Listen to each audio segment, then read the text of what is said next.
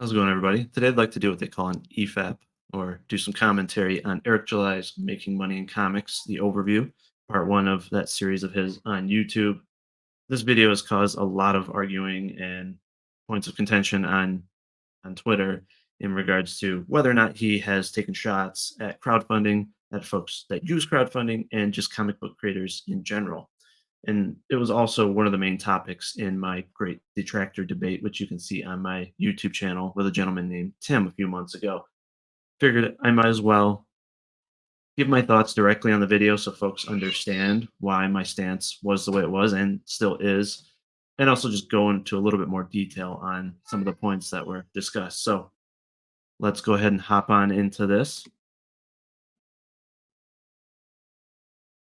All right, here we go. My name is Eric July, and I'm the founder and owner of Riververse Publishing, which has already produced two multi-million-dollar comic book campaigns. I realized that there are a million videos and write-ups about how to draw and write comics, but there are hardly any that give you insight on the business side. This video... So that's not true. There are plenty of folks, including myself, that have done videos or live streams that go over the process of doing a crowdfunder, of making a comic, and how to be profitable in making a comic, right? Understanding print runs, MOQs, setup costs, all those things. And I'm sure Eric's aware of this, but there are plenty of folks, especially in CG, that do live streams where they talk about several topics and cover how do you properly create a comic and how do you do it in a cost efficient and profitable manner. So there are plenty of videos out there if you look. I guess in some way it will be the first of its kind, and it will be full of harsh reality, so be prepared. Many won't like what I have to say, but do understand that I say all of this because I want the industry to thrive. If you wanted the industry to thrive, I have to say you would be promoting other indies. You would want the indie community to thrive. I don't think you want the big two to thrive because you're their competition. Well, I mean, you're not really their competition, but you're trying to compete with them. You pitched your universe as a competitor, as doing things differently and in a better fashion than the big two. But if you are a part of the indie community, you should be promoting folks. You should be bringing them on your channel so that they can thrive, which means the industry can thrive. Still haven't seen much of that. Not find solutions to problems without first admitting that they exist. The crux of what we'll be addressing in this video and series is making money in comics. I'm not speaking to those that treat it like a passion project only and think it's normal to be dirt poor. I'm not a big fan of that comment. There obviously are plenty of creators out there, whether comic book creators, filmmakers, that are profitable on their passion projects. I'm sure there's some out there that, yeah, it's a hobby and they're not really doing it to make money. I mean, there's nothing wrong with that. But I don't like how he wasn't very specific there. It almost makes it frames it as if passion projects can't be highly profitable. I know, it appears that, ISOM or the Rippaverse isn't necessarily a passion project. I think a lot of folks kind of take shots at folks that say it's my passion project. But you know what? If you really want it to succeed and be profitable, you better be freaking passionate about your characters, about your story. If you're just trying to pitch something to the market, well, then you end up being just like the big two. You end up pushing things that are politically driven, based on ideology, etc. Christopher Nolan's a great example, a guy that leaves politics out of his films. Every single one of his films are passion projects. He does not take films from studios or scripts from studios just to make money. He is extremely picky in regards to what studios he works with and just the lengths of his video, everything. He does not bend the knee. And he's insanely profitable. He is by far one of the top 5 directors of all time, at least in my opinion. But he's making money. So I'm also not speaking to those that are just doing this part-time with another job subsidizing. We're talking about making a living in comics. Well, sorry for the freeze pan here. It's quite a funny sight. But I mean, the thing is, most people have to start with a secondary or initial income while making comics. Very few people go directly into just making money in comics, right? Eric obviously made money from YouTube, working for the Blaze, things like that, in order to even make his comic happen, right? That's where all the capital came from. That's where the hundreds of thousands of dollars he had came from in order to make a living in comics. So I don't understand why this video wouldn't be directed at them since, I mean, most creators have to have a secondary income, especially if they're starting out. If they initially worked for the big two, right? They have like a great resume, they have all this talent. Yeah, they might be able to immediately go into crowdfunding and make enough money, but that's a pretty small portion of folks that are trying to make a living in comics. They usually are starting from the ground up, and it's a rough journey to get to the point where you can make a living making, comics. So Comics. Right now, two very key things are happening right now in comic books. For starters, people are beginning to finally admit the economic problems that plague this industry. Creatives are broke and are complaining about pay, from legends to newbies, and it doesn't matter if you're working with an indie or the big dogs. You're getting paid very little or you're getting paid very late, or both. The other thing, I mean, that's a generalization. I know none of my artists were paid late or very little. They were paid the rate they asked for. I think that's pretty standard, at least for a lot of at least folks in CG. So yeah, I'm sure there are obviously instances, even with the big publishers, where they're getting paid very little or not enough. But there are also a lot of instances where folks are being paid their worth and they're being paid on time. So it's not like this broad, just spanning issue. It's pretty localized to either certain companies or certain creators, um, but it's not a huge issue. thing is that people are also realizing there's alternatives now. Crowdfunding, for example, has decentralized the means. That's great, but in some ways it's a problem. People that are in over their heads and have no business bone in their body are trying to be publishers and they have no idea what they're doing. This has caused Some and a small percentage. And yeah, this is quite the marketing tactic too, adding those generic business videos in there to make it seem like what you're saying is true or professional, because that will convince some folks that what you're saying is wise. But for folks that look into the details, they know that it's pretty weightless, those videos. extremely late campaigns and unfulfilled promises. Worse, some now have access to more money. So definitely got to disagree with that point. I'm sure there are folks that are irresponsible with the money that they make in crowdfunding.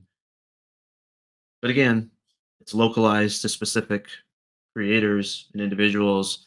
But in general, the reason why a lot of artists are late, and I'm putting this in air quotes because again, they provide an estimated ship date. It's not a firm ship date, and shit happens. Life happens to where it may take longer to produce that comic than expected. I mean, look at the film industry. There's plenty of films that get pushed out by months, but people don't lose their heads.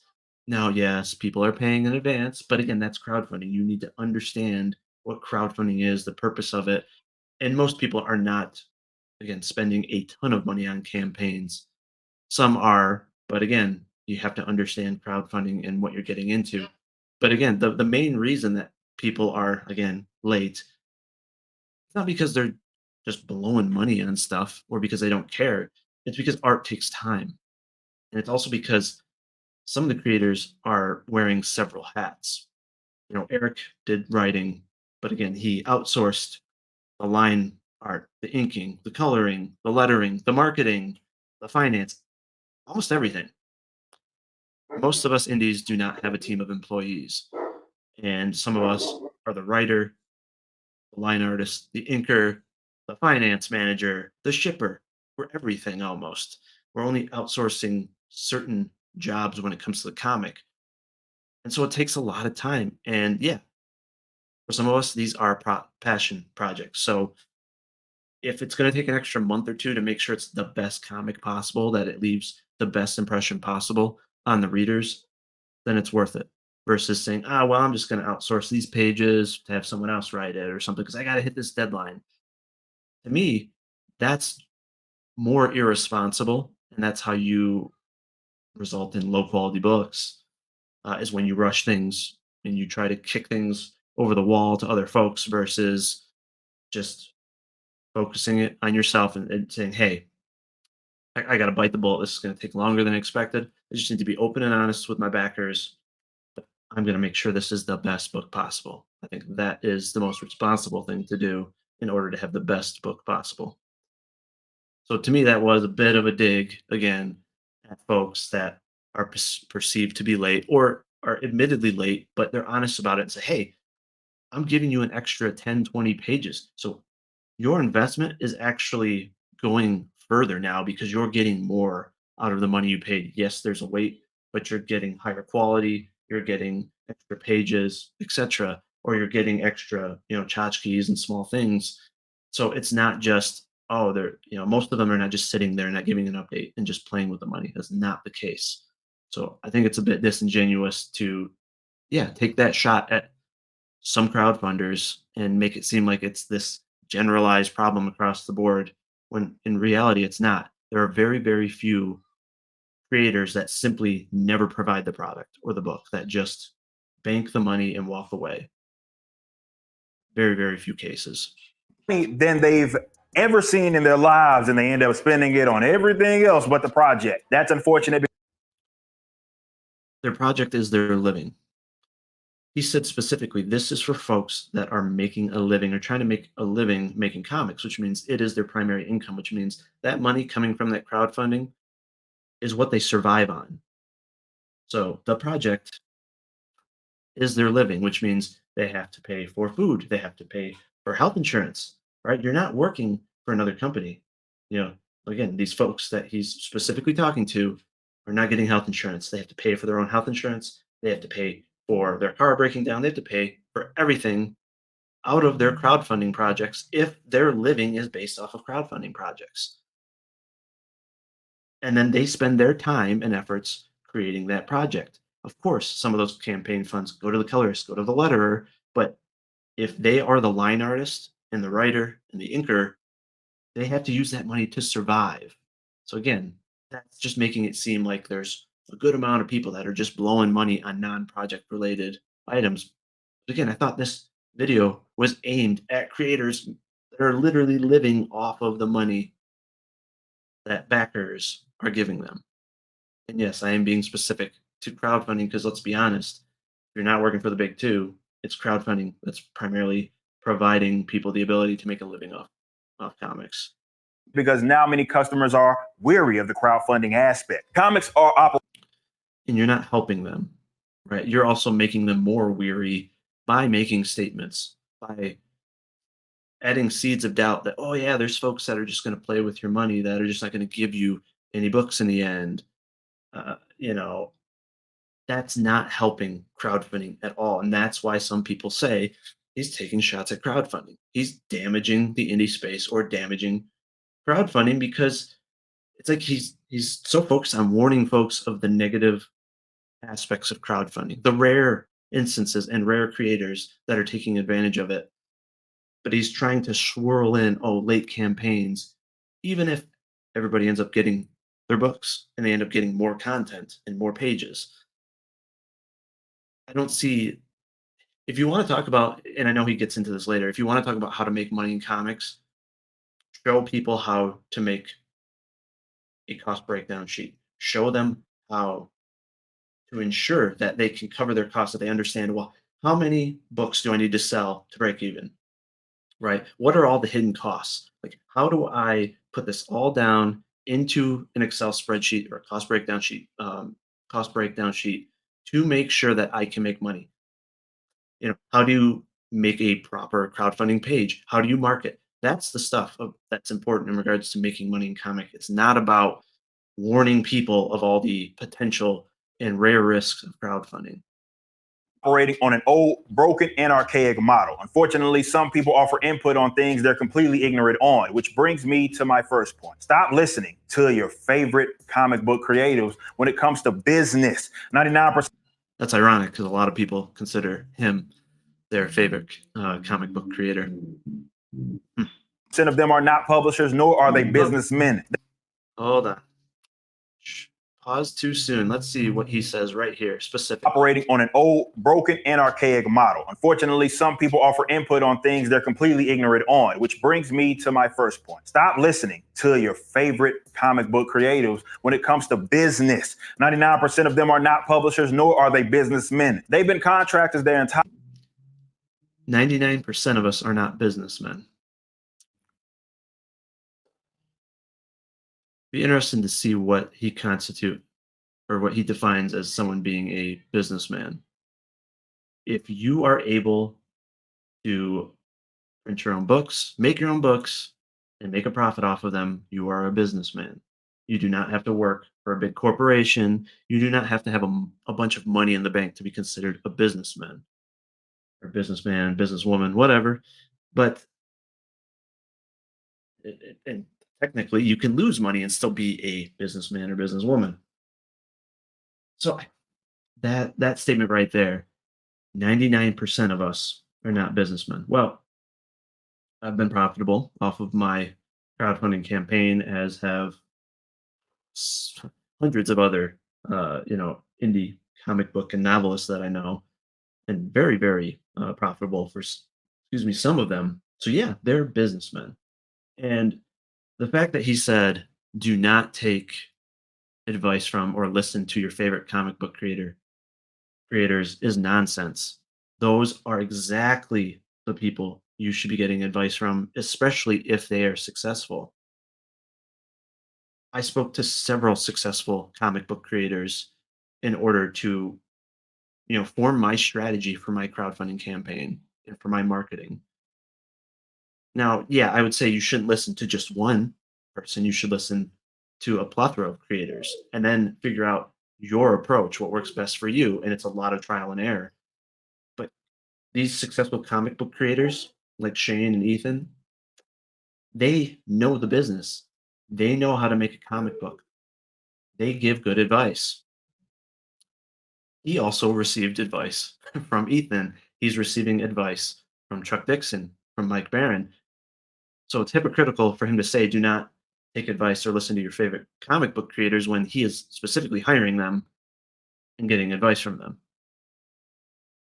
And in reality, his entire business venture, aside from his previous YouTube and music endeavors, wouldn't have been possible if it weren't for those favorite or just comic book creators in general. They're the ones that paved the way and showed folks that crowdfunding is a viable option, that you can make a living off of it. I mean, they're the ones that literally showed him the light and gave him this window of opportunity to make millions in comics. So to me, it's just kind of disrespectful to be like, oh, you shouldn't listen to any of them, when if it weren't for them, we wouldn't even have this opportunity. I mean, it's absolutely crazy. I mean, who are you going to listen to in regards to how to be successful in comics? Some corporate dude who knows nothing about comics?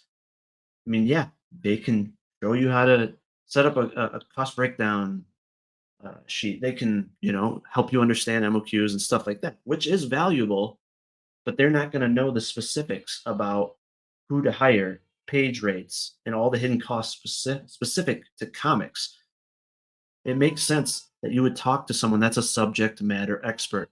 When you're working in ERP systems or logistics in the corporate world, you talk to a subject matter expert. And in this case, comic book creators, artists and writers, etc., they're the subject matter experts. So, yes, you should listen to them, but you should listen to several and figure out what's the best methodology for yourself. lives, and the only thing most of them know is the system that currently exists. There's nothing inherently wrong with that, but taking their advice on anything outside of the creative stuff is a bonehead decision. That's such an insult. It's a bonehead decision to listen to them on anything that's not on the creative side of things. Right. You shouldn't listen to the folks that are making hundreds of thousands of dollars in crowdfunding. The ones that clearly understand business. They understand, how to be shippers. They understand how to handle contracts. I mean, they know how to handle the entire creative process and fulfillment. Sorry, but they're businessmen. Not everyone outsources every aspect of the process. This is why so many people are protective of that old, broken, archaic model that the Marvels of the world, DCs, and other major publishers use. It's because it's all that they know, but they are big companies at the. That's not true. Why did you even bring up crowdfunding if now you're going back to focusing on how the big two do things? Several folks, again, a lot of the folks you've hired left the big two, figured out how to do crowdfunding and other ventures, and have become successful. So, yeah, you might say the Marvel DC method is broken, but again, these creatives that you just, essentially took a shot at and insulted, they're not working at the big two or for the big two anymore. They've branched out, they found their own way to be profitable and run a business. And Marvel and DC are and still can be profitable even with that broken system. The problem is not the system in regards to being profitable. It's the ideology that they're pushing. It's the type of writing they're putting out. I mean, that's the problem. It's marketing issues. It's not the distribution methods or anything of that nature. The end of the day, and they can at least get them gigs, the creatives that is. They're tied to mega corporations, so they can operate at a loss, and it comes with some level of familiarity. A pivot from this old model, as broken as it may be, it will benefit the creatives, but it also comes with its share of uncertainty. And some would rather protect the people abusing them than go out into the wild. So if you want to work in comics, you need to make yourself useful. Not everybody is meant to be the head honcho or a business owner. There's nothing wrong with being a creative, and only that. If you don't understand business, you need to get with people that do. I happen to be both a creative and a businessman. And this is where it's obvious the intent, what the intent of this video is. He's obviously in that 1%. He just called himself a businessman, which means you should listen to him and not your favorite comic book creator. It's funny how that is, right? And maybe he doesn't realize this, but it's quite convenient to, basically make it seem like, hey, all those folks there that are doing crowdfunding, all those folks that are comic book creators, they're not businessmen. They're not making wise decisions. They're not profitable. So yeah, there could be risk if you support them. They may just go under, and you may not see books in the future. There's a lot of, to me, things that you have to read in between the lines to understand what he's pushing here. It's listen to me. I give good advice. Look at what I'm doing. It is the best way to do things. So you need to invest in us and not those other guys because, there's too many risks and issues. So, I'm your guy.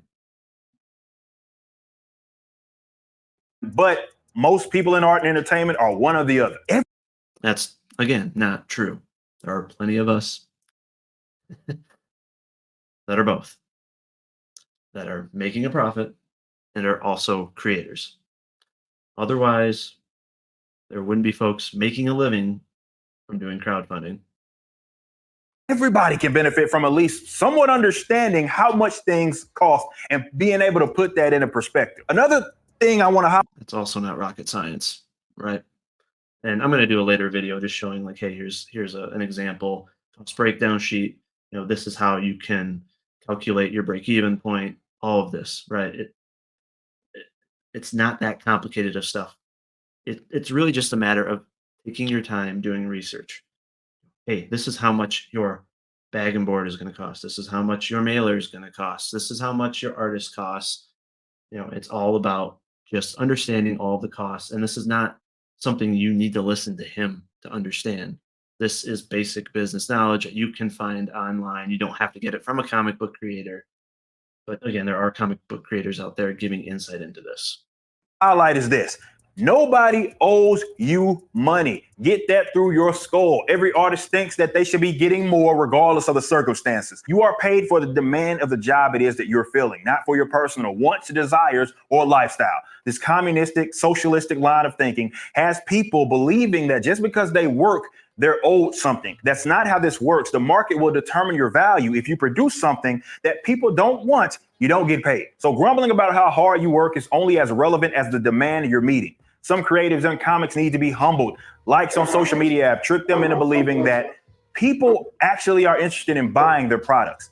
So when I saw that hashtag comic books broke me and would see folks going on about how much they were. The whole comic books broke me thing. I mean, that's more linked to obviously large publishers, the big two, and all that. Not so much indie comic book creators, and there's not a lot of not from what I've seen of indie comic book creators demanding they get higher page rates or anything of that matter. It's quite obvious which ones are in higher demand and get paid more because they're in higher demand, and it's because of the quality of work that they do. And when it comes to the books themselves, yeah, of course there are creators that are going to complain that they're not getting eyes on their books or that they're getting underfunded because it's an oversaturated market. And because it's really hard to get eyes on things when you're not working for the big two and you're not working for large publishers that will do marketing for you. It's extremely difficult to gain reach, especially if there are folks on the top that are not helping others. They're not promoting others, they're not using their reach to support the community. Luckily, from my own experience, there are folks, again, like Shane, like EVS, and plenty of others, Jimmy Reyes, that do share their reach. They do bring folks on their channel. They do help others gain visibility. But there's nothing wrong with folks complaining here and there just about how difficult it is, because it is difficult. And folks should be mad at traditional publishing, the fact that it's become so non-inclusive, and they've been so blinded by politics and ideology that they're not even looking for quality work. So I have no issue with folks, voicing their disdain towards that. Um, but hopefully they use it as motivation to make the best books possible, to find the folks, in my opinion, unlike Eric, that are willing to help others, that will give good advice and will share their platform. And how much they did or the awards they either won or were nominated for, I trip out because nobody is really addressing whether or not people were buying that product that they created. Accolades and pats on the back from your peers are irrelevant, and they need to be humbled too. Hell, most of them are as broke as you are. Making money in comics means creating for an audience of buyers. It ain't a charity, and you need to start treating it that way. All right, let's talk. People are not expecting it to be charity. And let's be honest, what Eric made, the Rippaverse, is not successful because of the product or the creativity behind it. He knows, everyone with common sense knows, that his success is a result of his previous endeavors. And it's primarily a result of YouTube and political commentary, but also criticizing Marvel, DC, Disney, and all of that. And of course, music endeavors as well. But that's that following that he gained in advance. That's why he was successful in comics, not because there was a market for ISOM, not because there was a demand for the art of ISOM. It was because of his reach and because of his following. If I would have made ISOM, and thank God I didn't, but if I would have made the exact same comic book as him with my lack of reach, my lack of name, I'll bet you it would have raised maybe $2,000. Literally, that's it. It would have raised less than my current novel and mini comic campaign. Why? Because there is not a huge market for that style of art, for that storyline, that type of hero. There just isn't. It's his name and his following that made him profitable or able to make money in comics. numbers and what it takes to make a comic. This is an unpopular opinion, but it's the truth. Many customers have been spoiled on the pricing of comics. Now, inflation aside, considering how much they cost to create, if you're competing with the corporate model, there's no way that y'all are going to make money unless you're pushing an insane amount of units. So you shouldn't even use that model. When the price of comics went up, of course, the customers are going to complain.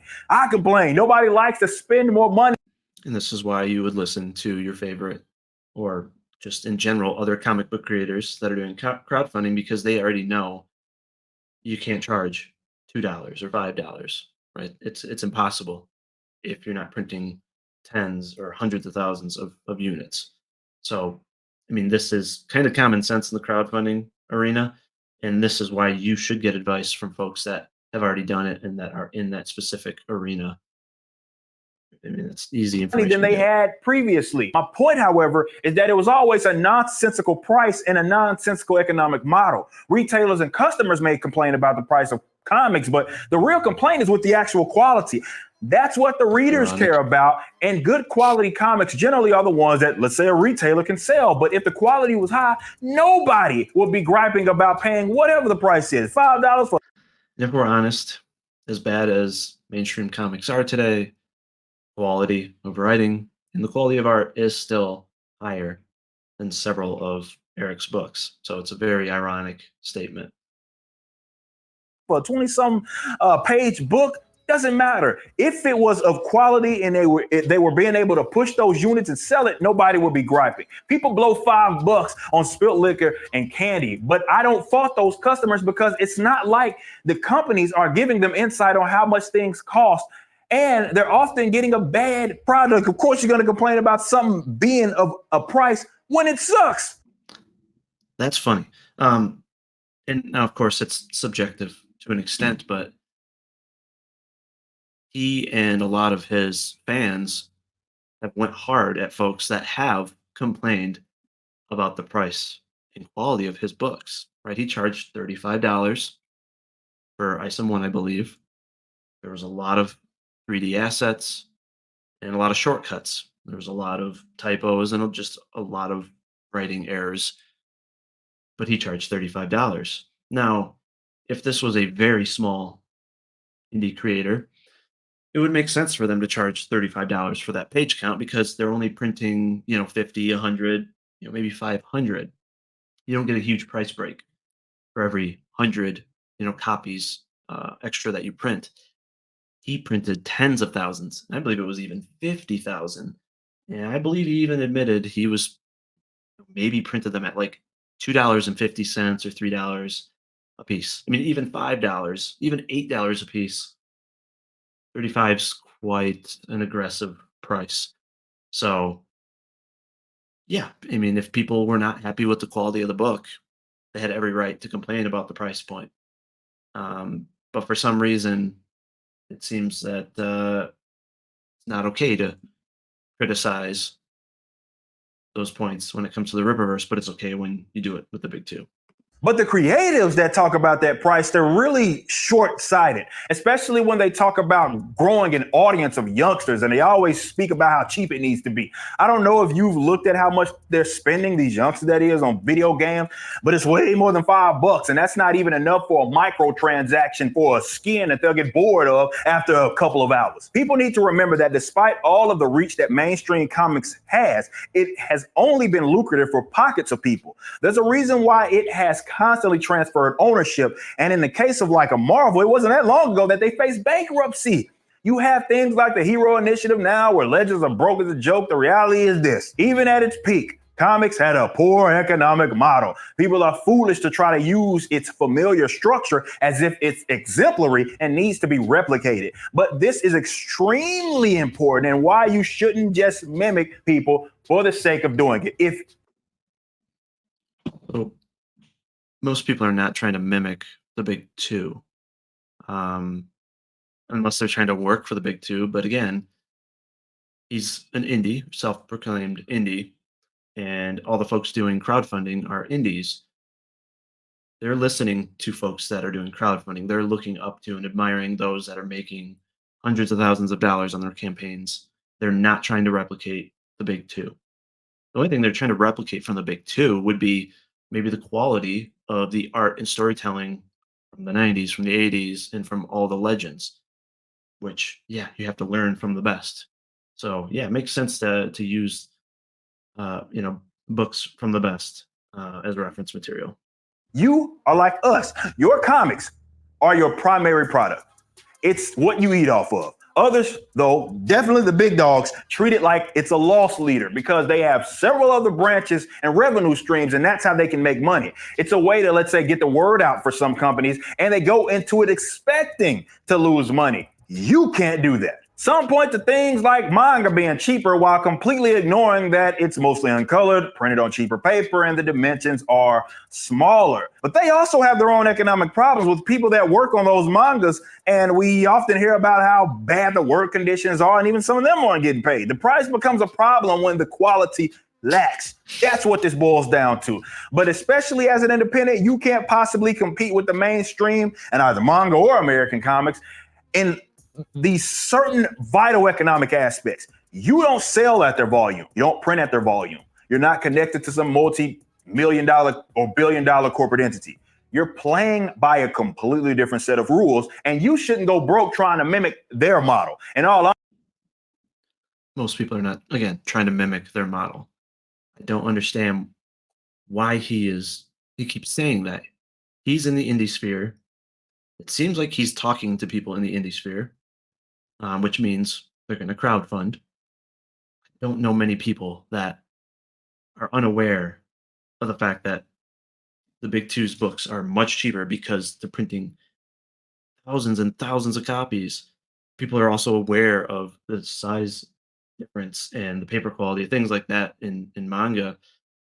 So again, I don't understand who is trying to mimic the big two unless they're trying to mimic the art style and the writing, which, yeah, again, if they're trying to mimic some of the low quality books from the big two in, you know, their modern books, then of course it's not gonna work out for them, most likely in crowdfunding. But most people are folks my age that admire the works from the 90s and before then.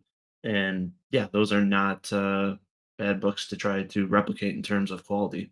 honesty, there shouldn't even be a unified price point, but we'll get to that a little later. The bigger publishers, though, don't have actual readers as their main customers, and that's something you need to consider. The retailers and distributors are their main primary customer. For them, it's like publisher to distributor and distributor to the retailer. So the cover price isn't even what the publisher is Common getting for knowledge. that physical copy of that comic. They may get a third of that when you consider the other fees that are involved in all the middle folk.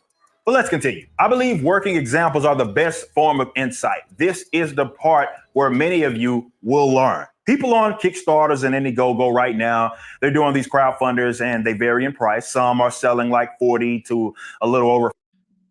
So he said working examples. Well, those are all those folks, those favorite comic book creators that have been successful on crowdfunding platforms.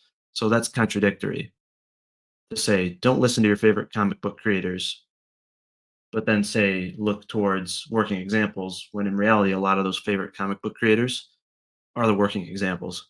50-page books for like $25. For the sake of this example, let's say a book is selling for $25 for 50 pages. So what all goes into making a comic? Well, the bulk of the work and the people that get paid the most will be the artist, the writer, and the colorist. The one way to save money and make this profitable is if To go to Brazil and use artists that use 3D assets. Jokes aside, well, I mean, literally, that is a way to save money is to outsource it to cheaper countries and everything. But yeah, you combine some of those. But most times, the artist, writer, and colorist are different people. Even the artist, sometimes, but there are a lot of cases in crowdfunding where someone is the writer as well as the line artist and or inker. So it's not that uncommon, especially the folks that are coming from the mainstream. They're trying to take over as much as they can because you can be more profitable that way.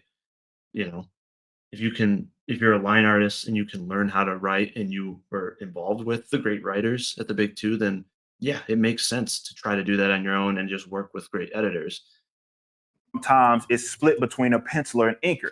So I'm going to give you some rates for people that generally do this full time and are actually somewhat comfortable off of it. This isn't necessarily the rates of my guys, but I'll let you know what's competitive. A penciler and inker, assuming they're the same guy, will get paid the most out of everybody on the project. A competitive page rate for a professional artist that does this full time is going to be about, let's say, $300 a page. 3 to 5 pages a week is generally enough for them to feel like they aren't doing a rush job and are tied up with only that project. Assuming it's a 5-page a week work rate that they're at, if they worked nonstop, they'd be making 78 grand a year, of course, going project to project. Now, that's a decent living in most parts of the US and abroad. Obviously, the best artists will command more than that. But keeping it at 300 a page, if they drew on all 50 pages, the employer is in the hole $15,000 so far. At peak efficiency, it'll take them 10 weeks to finish this 50-page project. Moving on to the color. There's not a lot of crowdfunding campaigns that are pushing folks to do 10 to finish a book in 10 weeks. That's very aggressive and might be a little bit more feasible if you take shortcuts and things of that nature. But I don't think that's very common. And also pushing for 5 pages a week, that's also a bit aggressive, especially if you're working with artists that are really, really heavy on details and they're very, very anal about the quality of their work. So that generalization to me was, I mean, to me, that's almost making it seem too quick for new comic book creators thinking, oh, I can just go hire someone and my comic will be done in 10 weeks in terms of all the line art, or, I can get 5 pages a week. To me, that's setting a bad kind of standard. You need to understand what your potential artist is comfortable with. If it's 1 page a week, if it's 2 pages a week, then that's what it is. You need to make sure you give them ample time and understand the process and not rush them, because that's where you end up lacking in quality, which then prevents you from being profitable. And based on his advice. Colorists who will make the second most. A competitive rate is going to be a little over $100, at least $100 minimum, and that's generous. These guys can normally do far more than 5 pages of interior work a week, but obviously they're going to go for your project only as quick as the line art can get to them. This means a 50-page book would be $5,000 or so. Next up is the writer. For most, it's less, and others it's more, but a competitive rate for a writer will float around $100 a page. Of course, writers can pump out scripts in no time, but for this 50-page project, they're making what, like $5,000 or so, some comparable to what the colorist is making. Last is the letterer, and they're going to get about 25 or so bucks a page competitively, and that's $1,250 for this 50-page book. So for all the heavy lifters of a comic, you're going to spend at least $26,250 for this 50-page comic. This does not include editing or pre-press. In the independent space, the writer or artist is usually the one that is heading this crowdfund or independent project. Now, basic math tells you that.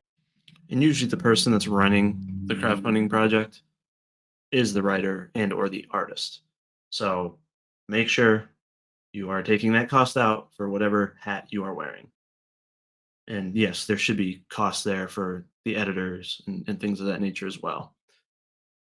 If that person is the artist that's doing that project, they're going to be saving a lot more money than, let's say, a writer that's heading the project. So a writer will be in the hole $21,250 if he didn't pay himself, and an artist will be in the hole $11,250. But let's not assume that any of these guys are not paying themselves a competitive rate. Let's assume they're paying themselves, and you're still at that $26,250. Their commission is just a part of that. If you open up any book, though, right now, you'll be reading off like 12 names, even more in some cases, which will include like 3 editors, the editor-in-chief, the publisher, and producers. Keep in mind that I haven't even mentioned any sort of bonus structure either. So there could be more to that $26,000. You see where I'm getting at? There's a lot of folks trying to eat off of one comic book, and there isn't enough money to go around. Many of these are the fake jobs that I mentioned, but for sure, you're going to need editors. You're going to need pre-press. Those are legitimate jobs. And let's just say, for the sake of conversation, that you only pay $1,000 between those guys for. So all of this information here you can learn from your favorite comic book creator. You can learn from all the folks that are doing live streams and doing videos covering these topics. So yeah, if you are brand new to comics and Eric is the one that introduced you to comics. This is where it seems you would get your information, but the information's out there. Again, this just contradicts the whole idea of do not listen to your favorite comic book creator because they know all of this, right? They've lived it. So yeah, it does not hurt to get that information or advice from them at all. And to me, using a 50-page comic and using these rates, to me, it's more. It seems like a scare attack to almost push people away from creating comics. Like, yeah, it's expensive, but this is information that you can put together by listening to other folks. And yes, it does vary in terms of where your your colorists, your line artists, and all that are located. And it also depends too on if you're doing a profit share in your campaign.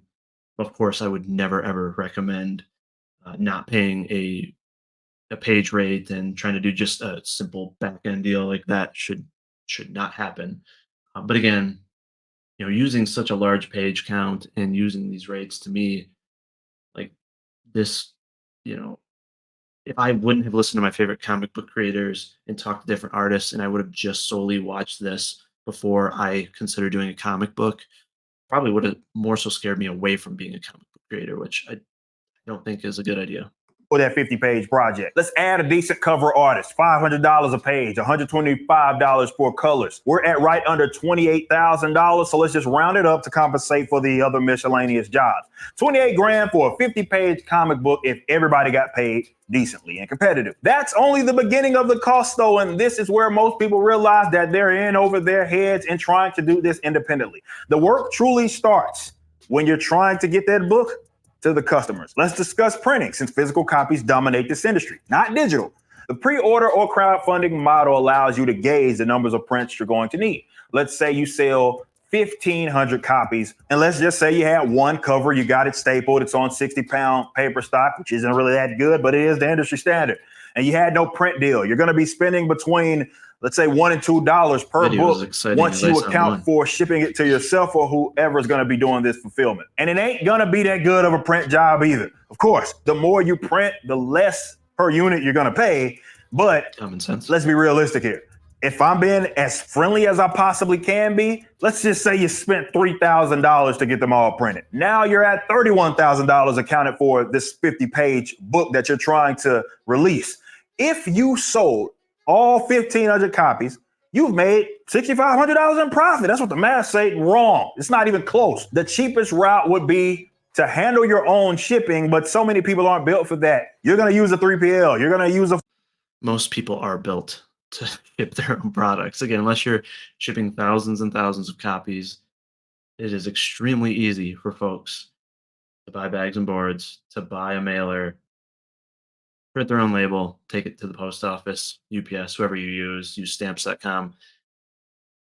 It's extremely, extremely easy. It's just a matter of time. So very few folks are using 3PLs, again, unless they're a big operation and they have that and they know they have that extra profit to do it. A fulfillment center. You're going to have some sort of setup where you're paying someone else to do the work for you. Assuming that you're bagging and boarding each comic, which you should, you're going to have to pay for those as well. It's supplies. Never mind the boxes that are going to be associated with the shipment. So if you use a 3PL, you're going to be charged for that package that they're sending. You're going to be charged for the labor to put that board in that bag and that book into that bag. You're going to be charged if there's storage fees. You're going to be charged. They're going to consider it a part of the cost. If, let's say, you have multiple different items and they have to. So remember, guys, if you think about using Ripasend, you're going to pay for all of those things. Pick those. This is why anybody that says, well, you'll just save money using a 3PL, they are full of crap. Generous estimate is going to be $3.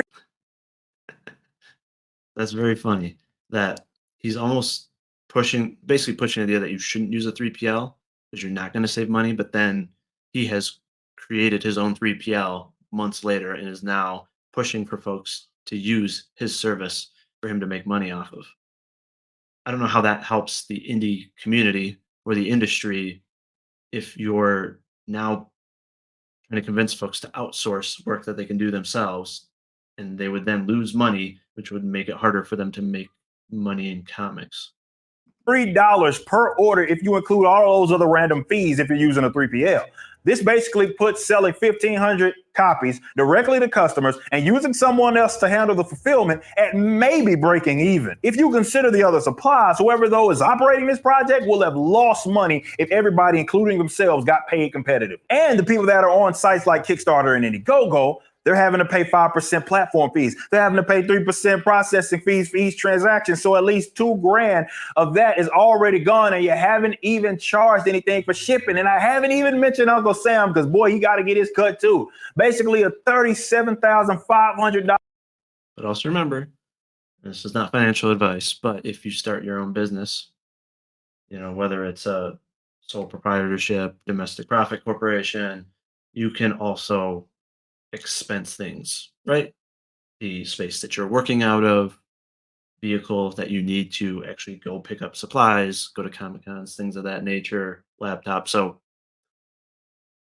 there are also things that you can do that, taxes and expenses. A campaign on, let's say, an Indiegogo that sold only one cover of one book could very well be in the hole. It's either that or they're getting paid below the competitive professional standard. And that makes sense for some people. Maybe you're trying to fill out the market. Maybe you're trying to get your foot in the door. You're trying to see what the actual gauge is. I can empathize with that, and I understand it, because then you're like, it's worth taking that loss. And maybe it's just a side gig too, but somebody ain't getting paid.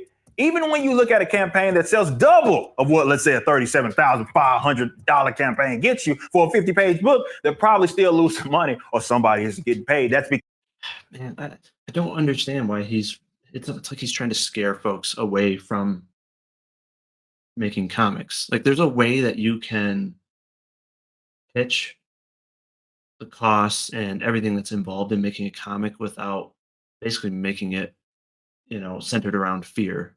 To me, this does not motivate folks at all.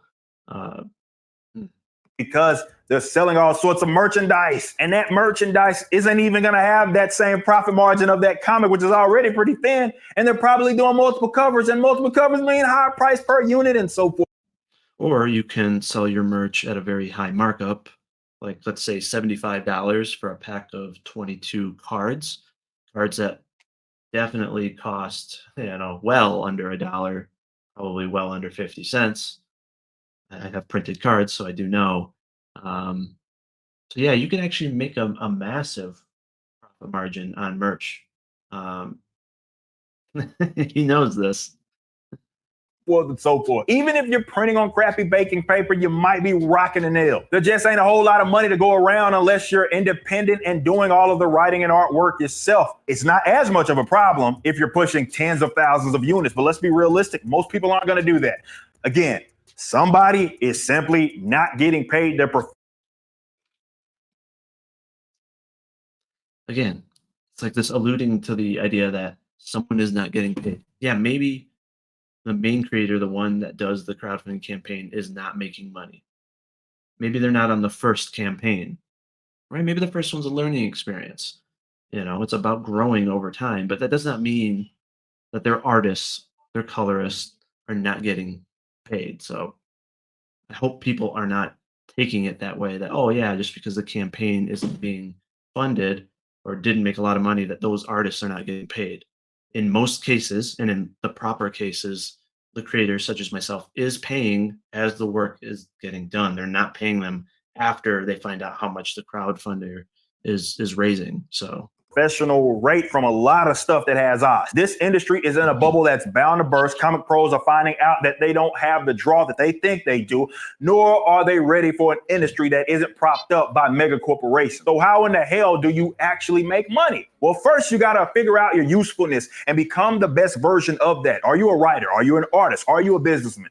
Pick your lane and either build a team to cover your deficiencies or join the team where you're needed. But you got to make yourself useful. Comics, it's very much a team sport, but you can have the greatest group of guys, at least you these videos, why? It's so cheesy.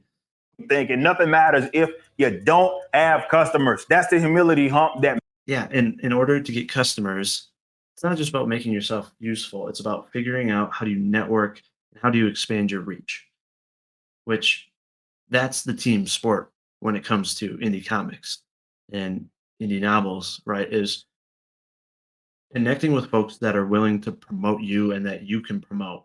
It's about helping everybody grow together. In my opinion, outside of him hiring folks, he's not doing a good job of that.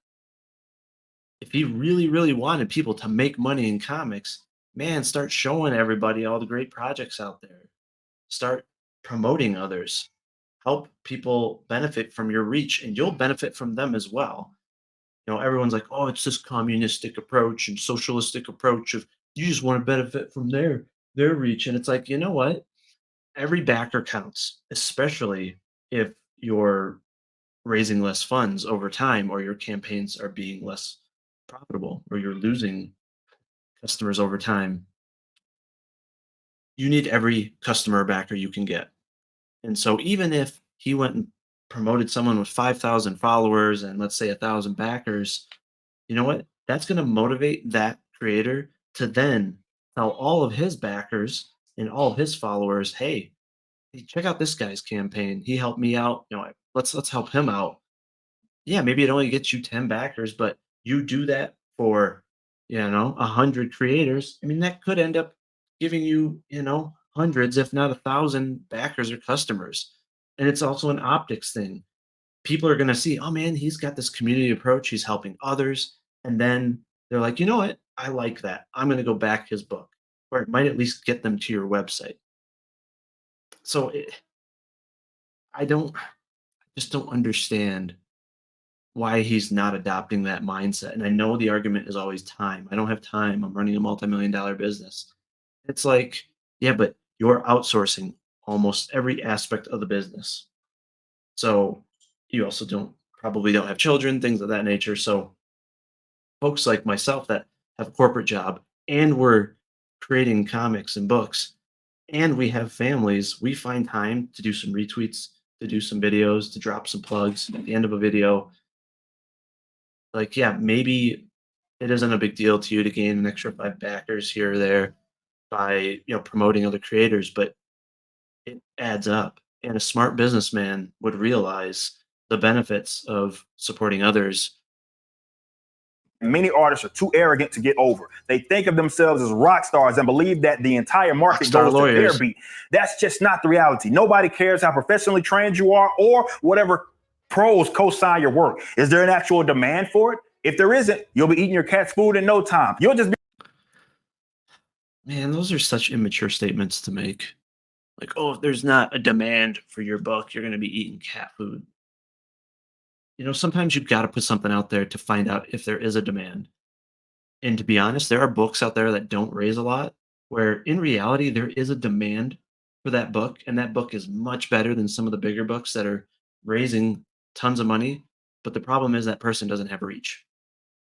He's just not fortunate to have, famous YouTubers to promote them. They're not fortunate enough to have famous friends, things of that nature. But that doesn't mean there's not a demand for their book. It just means that eyes are not getting on their book. And yes, some of that they have to own. They got to figure out different marketing strategies, different ways to reach folks on social media, just reaching out and connecting and networking with other folks that they can get on their shows. There's a lot of work that the creator can do. But just because a book doesn't fund a lot of money does not mean there's not a demand for it. It just means in some cases there's not eyes on it. And just because a book makes a lot of money, it doesn't mean it's high quality. It doesn't mean there's a demand for that book. There just may be a demand for that creator and for anything that that creator makes. But again, there's a lot of times there's demand for products and there's just an issue of getting eyes on that product. And it's an issue with the creator not being able to get reach. Reach is everything when you're an indie. It's literally everything. There are amazing books out there that don't have reach, that don't fund. It's just the reality of things. Reach is literally king in this space. He has a ton of reach. So, of course, he's been able to raise a lot of money. We've seen that in other endeavors. You see this with politicians and folks that write books or have other people write books about them and they make a ton of money. Well, that's because of the name. be a broke person with maybe some accolades. But getting back to the business part, I want to be clear. I'm not anti 3PL or fulfillment or distribution. Definitely if you're selling to retailers as your primary customers, but good luck on that. You just need to understand everything comes with a catch. It comes with a price. If you're completely out of your wit, it makes sense to have someone else handle your fulfillment. That's what a 3PL sells. Basically, they will handle all the unfun stuff. You just have to create the product and get it to them. But they're a business simply profiting off of their service. So if you handle it yourself, understand you're basically running two major businesses for your operation: creative and fulfillment. It's a lot of work and you have to be business savvy. That's also common sense. I mean, it's not about being business savvy. And the thing is, a lot of creators are smart to where they will have their friends and family help them do the fulfillment side of things, right? Where you could still pay them some money and it's a lot cheaper than using a 3PL. I mean, folks that have kids that can help or wives, things of that nature. It's not about being business savvy. It's kind of just common sense that, yeah, you go get a quote for a 3PL and it's going to cost you 3, $5 a book to handle that versus just your own time or your family's time. Again, it's common sense. You'll be constantly having negotiations with vendors and suppliers, from shipping companies to printers, and it'll never stop. It'll only increase the more successful that you get. There's not a ton of negotiations when it comes to making comic books. You can try to negotiate with, your artists and stuff, but there's not a lot of time and effort into that. Same thing with printers. There's not a ton of negotiations. It's more built around volume and minimum order quantities and that nature. Unless you're actually working with the actual paper manufacturer, there's not a ton of negotiations. And you're not going to be negotiating with FedEx, UPS, unless you're a gigantic corporation. It's not very volume based when it comes to shipping comic books. A lot of times the rate that you see online is the rate that you get. There's not a lot of time and effort in negotiations. Like, this is where he's trying to compare it to large corporations, and it's not really comparable in a lot of sense. It'll be up to you to decide if it's worth the headache. For me, it was. We are as independent as anybody in this industry. We host our own store, which means no platform fee and minimal processing fees. Our primary customers Still have to pay for the website to be created and maintained. So there are other fees to this as well. are readers, and we handle our own distribution. And we price our comics in a way to make sure that our professional creatives are paid properly and our employees are taken care of, and we can profit so we can do more things. As an independent, you must realize you're playing a different game than those mainstream cats. Your benefit is having the direct line of sight with your audience because they're your main customers. You can also pivot on a dime, which brings me to my final point. Know your customer. In a day and age where creatives have made it clear where they stand, they're going so far as to treating their audience with contempt. Where's your advantage? Gone are the days of creatives that had the mystique to them. You didn't know much about your favorites unless it was buried in a magazine interview. Now everything is so accessible. Everything's online. The creatives are volunteering their opinions on social media. Now, the customers are paying more attention because they got burned in the past to where their money's going. Some people are under the impression that they can just create and people will just gravitate towards their projects. And for the most part, that's not how it works. There's still going to be marketing involved at the bare minimum. You're going to need a face, and people like genuine people. To me, that's your advantage, keeping it independent. That's if you're playing your cards right. Now, some look at the fact that I had an audience prior to launching the Riververse as if it's something I just stumbled across. It was something that I spent almost 20 years building, and having an audience isn't enough anyway. But also had nothing to do with creating comics. You had zero experience in creating comics. It was built based off of music and political commentary and critiquing and criticizing the big two and film studios. So, yeah, no one is discounting the fact that it took time and effort and grind in order to get those followers, to get that reach. But it's completely unrelated to creating a comic itself.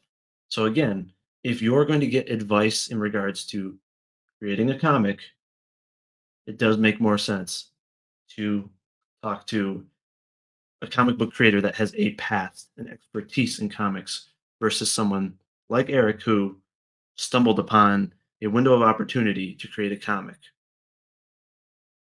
People with massive followings that aren't selling millions of dollars worth of product. You've got to create something that has a demand.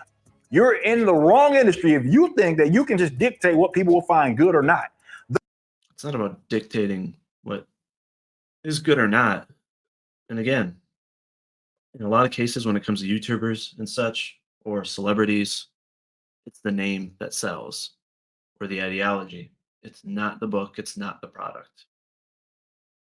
Though this is one of the most obvious points, this is arguably the most challenging for some creatives due to their egos. Your target audience should not be your peers unless you're just doing this as a hobby. Another thing that you'll learn as soon as you start seeing success, though, is everybody's got an opinion and everybody and their mama will insist that you're doing it the wrong way. But the old saying is, those that can do. So I'll repeat for a second time, 99% of the people in this industry have been creative contractors their entire lives. Somebody has always assumed the risk on their behalf. In other words, most of them have no clue what it takes to run a business. Absolutely false. Because a good chunk of those folks left the big two and other large publishers and are already doing it on their own as businessmen or businesswomen, and they are making a profit. So no, 99% of creators, that whole figure is nonsense. And there's obviously no statistical proof to that. And the thing is, when it comes to, crowdfunders, I'm sure that more than 1% of comic book campaigns have funded or have been profitable. And nobody knows how profitable Eric is. Just because you make revenue doesn't mean you're profitable. So, it's very easy to convince folks like, hey, look at all the revenue I've made. So, we're this big business, multi-million dollar company, but there's plenty of multi-million dollar companies that go out of business, right? It's about how you're managing your money, how you're handling it. But again, there are plenty of creators out there, whether they left the big two or they just like myself, just started creating out of nowhere, essentially, that are doing it properly. So that 1% seems a lot bigger than 1%. I'll say it again. I want this industry to thrive, but it's going to take some acceptance of those harsh realities and a complete overhaul. Consider this part one of the. It's going to take people promoting one another. It's going to take people building one another up, helping everyone. It's a lot of these realities are known, and there are ways to share that information without it seeming like a fear tactic or a, hey, all those people are doing it wrong, I'm doing it right, so you should invest in me, you should listen to me. Probably doesn't make sense to go support those crowdfunders because you might get ripped off. And I know he's not saying that directly, but it's fair for people to perceive it that way. Like, hey, you should only listen to people that have their shit together, right? That are highly profitable. The How to Make Money in Comics series. This was just a general overview. Next, we'll isolate each main point that I made in this video and some others that I didn't, but it'll be at greater lengths and far more detail. See you soon. Well, I've seen that before, obviously. A bit boring, bit of a slog, reminded me of reading ISOM 1. But yeah, this was, I don't know. There are a ton of other videos where in live streams where he talks about crowdfunding and where it is fair for folks to have the perception that he has taken some shots at comic book creators, at people that do crowdfunding, and at crowdfunding in general. And to me, it's a lot of just fear tactics of like, oh, all these bad things could happen, so you got to watch out. There's risks to crowdfunding, but hey, this method over here, there isn't. Well, the same risks are there. He's doing pre-orders. He's already taken money on books that have not been shipped, that maybe just recently got printed, but it took a couple months for them to be printed. So, you can get taken advantage of or ripped off by any business, by a mechanic, by any goods or service provider.